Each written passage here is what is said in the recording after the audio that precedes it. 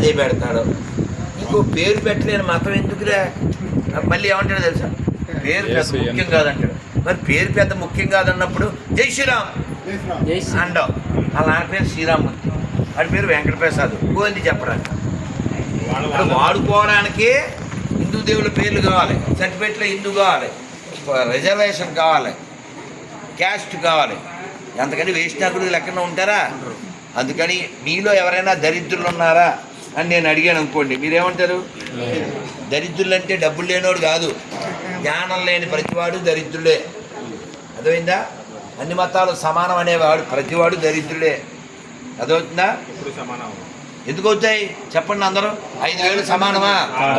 అమ్మ బొమ్మ సమానమా? ఊళ్ళో నంది ఊళ్ళో పంది సమానమా? ఆవుని మేపేవాడు ఆవుని మేసేవాడు సమానమా? ఆవుని హింసించేవాడు ఆవుని పూజించేవాడు సమానమా? ఈ దేశాన్ని ప్రేమించేవాడు ఈ దేశాన్ని వ్యతిరేకించేవాడు సమానమా? అన్ని మతాలు సమానమా? ఈ పిల్లలకి కూడా చెప్పాలి. అర్థమైందా? దేవాలయం అన్నం పెడుతుంది, అర్థమైందా?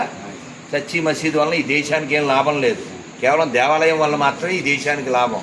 ఎందుకని? దేవాలయం నుంచి బోల్డు డబ్బులు వస్తాయి, పొలాలు వస్తాయి, బంగారం వస్తుంది. కాబట్టి ఈ దేశం బాగుండాలంటే ఎవరు బాగుండాలి? హిందువులు బాగుండాలంటే దేవాలయాలు బాగుండాలి.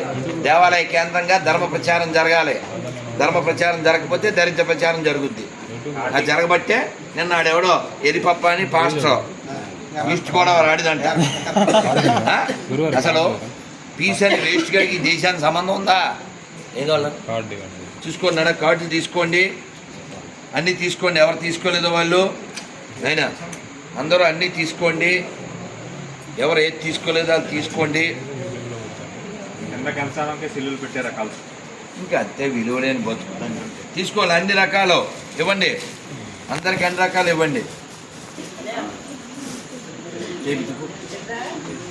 ఇది అందరికి రాయి, ఎవరికి రాలేదు వాళ్ళకి